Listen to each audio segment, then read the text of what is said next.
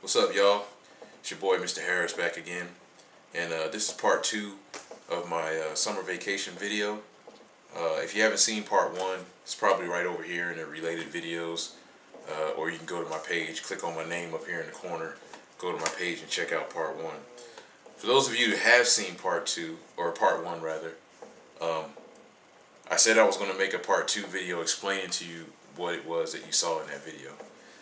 Basically what happened was there was a fire in my garage, in my house, that happened back in August, and my SUV that was parked in the garage at the time was totaled.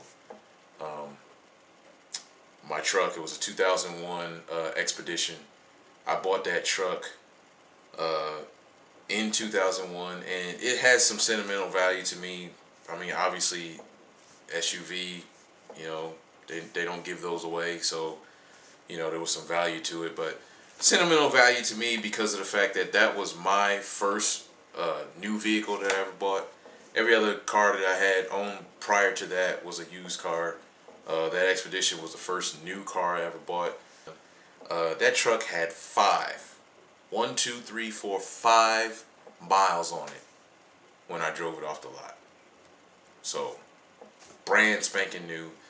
And you couldn't tell from the video, but I threw a little bit of money into the truck. Not a whole lot, but I did have a suspension tweaked a little bit on it.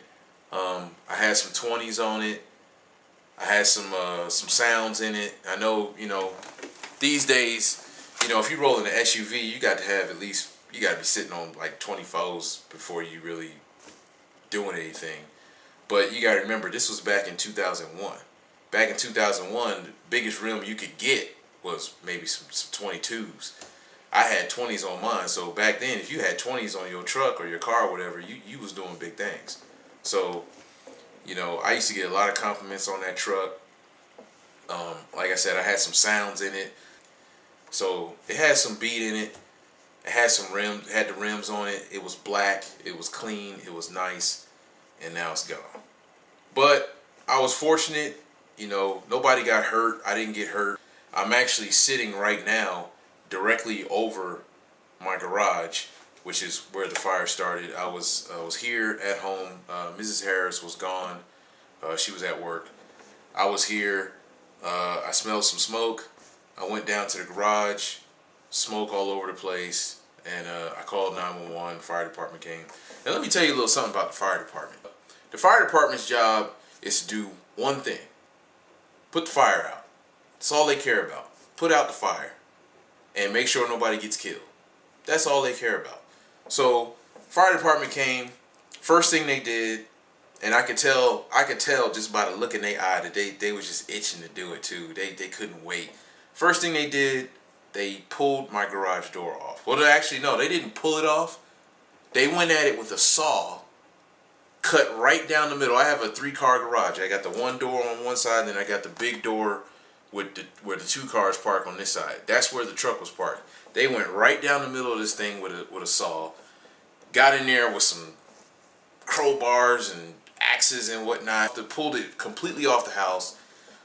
If you notice in part 1 of the first video, in part 1, you can see that twisted heap of metal laying in the driveway. That's my garage door. They pulled that thing off, went in there with the hoses, blasted everything, wet everything down. My door to my that leads into the house from the garage, for some reason, I don't even know why, because they didn't even use that door, but for some reason that door wound up off the hinges. I don't know if they kicked it or what, but it wound up off the hinges. Like I said, they sprayed everything down. I had broken glass all over my driveway, broken glass in my garage, broken glass on the back of my car. You saw my car was parked out on the street in the video. Well, actually, my car was parked in the garage when the fire started. It was parked right next to the truck.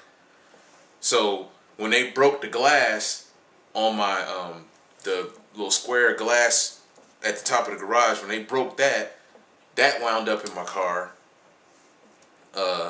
So I had glass and pieces of garage door and everything. And the fire department, once they were satisfied that the fire was out and there was no other damage. There was no other, no way the fire was going to start back up and everything.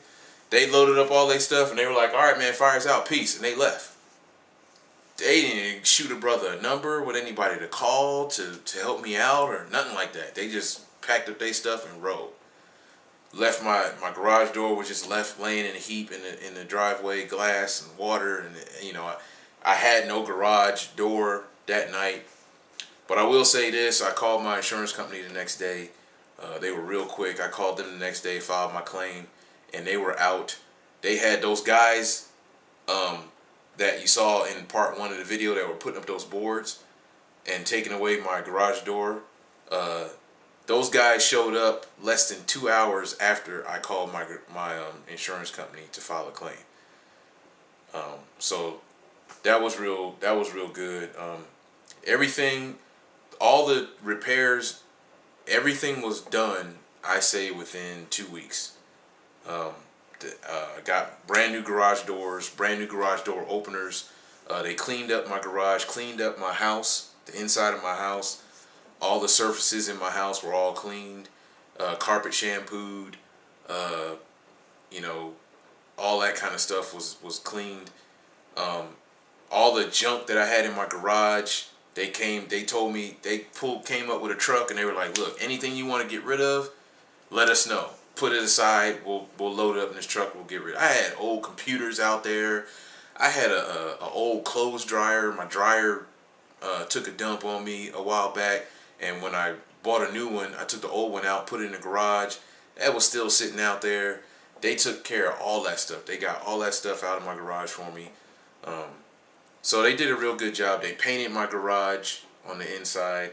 I had some cables that were running along the ceiling and along the walls and stuff in my garage that melted, that needed to be fixed. They took care of that.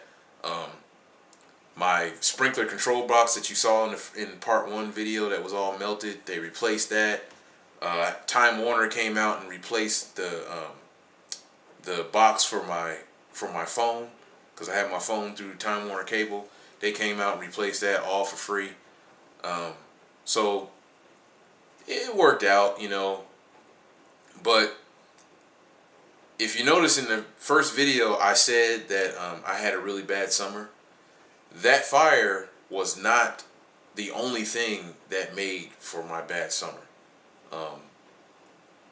That was just basically the low light. Can't really call it the highlight, but the low light of my summer. There was several other things that happened during the summer, both before and after the fire, that made for a bad summer. But I just wanted to point that out, that you know, that was basically the crown jewel of my bad summer. And just in case anybody was wondering, this is my digital camera right here. It's a Sony CyberShot. This is the camera that I use to tape all that stuff for the fire. So if you're thinking about getting a new video, digital camera that does video, and you like the way that video look, this is it right here. I could probably do about 3 hours worth of video on here with sound. The only thing is, for some reason, when you're doing video on this thing, you can't zoom.